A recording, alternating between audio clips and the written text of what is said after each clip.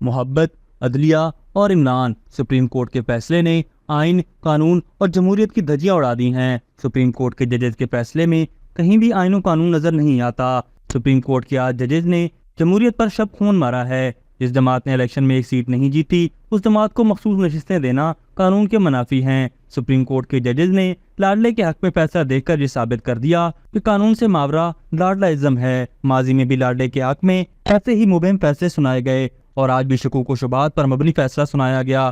معزز جج صاحبان کا کام قانون کی پاسداری کرنا ہے، لاڈلے کی پاسداری کرنا نہیں۔ آج کے فیصلے میں گڈ ٹو سی یو کی جھلک نظر آ رہی ہے۔ سپریم کورٹ کے جج صاحبان تحریک انصاف کی محبت میں اتنا آگے نکل گئے کہ جو ریلیف پاکستان تحریک انصاف نے مانگا بھی نہیں تھا وہ دے دیا۔ مخصوص نشستوں کا مطالبہ سنی اتحاد کونسل کا تھا۔ پاکستان تحریک انصاف کا بنیادی معاملہ یہ تھا کہ پاکستان تحریک انصاف کے امیدوار اب سنی اتحاد کونسل میں شامل ہو چکے ہیں اور اب ایسا اسی کا حصہ ہیں، لہذا سنی اتحاد کونسل کو مخصوص نشستیں دی جائیں۔ سنی اتحاد کونسل کے مطالبے کو سپریم کورٹ کے جج صاحبان نے آئین اور قانون کے مترادف تحریک انصاف کے حق میں منتقل کر دیا، جو کہ مزے کا فیض ہے۔ جج صاحبان نے الیکشن کمیشن اور پشاور ہائی کورٹ کے فیصلے کو بری طرح روندا ہے۔ خدا کا شکر ہے کہ معزز جج صاحبان نے آئین اور قانون سے ماورا تحریک انصاف کو حکومت سنبھالنے کا فیصلہ نہیں سنایا، ورنہ محبت میں تو کچھ بھی ہو سکتا ہے۔ سپریم کورٹ کے ججز نے پوری قوم کو ایک واضح پیغام دیا ہے کہ آئین اور قانون صرف کتابوں کی حد تک ہے، فیصلہ وہی ہوگا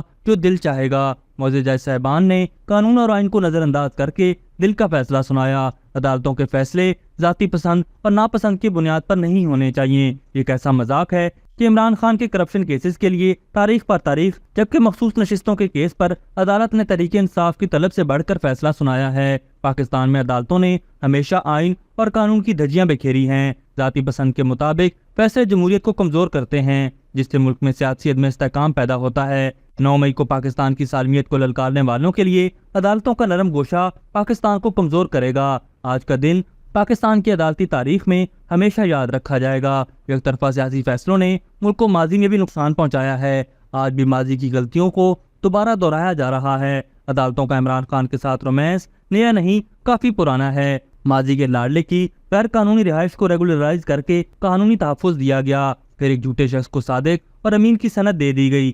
2018 میں RTS سسٹم ناکام کیا گیا اور مخالفین کو نشانہ بنایا گیا۔ 2018 میں دھاندلی سے مخالفین کو شکست دی گئی۔ 9 مئی کو پاکستان کی سالمیت کو للکارنے والوں سے کہا گیا کہ آپ صرف مذمت کر دیں، باقی ہم دیکھ لیں گے، اور اب وہ دیا گیا جو طلب بھی نہ کیا گیا تھا۔ آج کا فیصلہ جمہوریت کے لیے انتہائی نقصان دہ دن ہے۔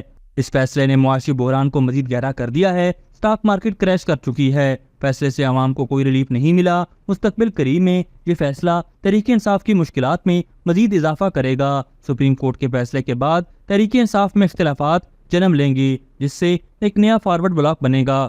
ابھی تک کے لیے صرف اتنا ہی۔ مزید دلچسپ اور تازہ ترین خبروں سے آگاہ رہنے کے لیے ہمارے چینل اسلام آباد انسائیڈر کو سبسکرائب کرنا مت بھولیے، اور اگر ہماری یہ ویڈیو آپ کو اچھی لگی ہے تو اسے لائک کر دیں اور اپنی قیمتی رائے کا اظہار نیچے دیے گئے کمنٹ سیکشن میں ضرور کریں۔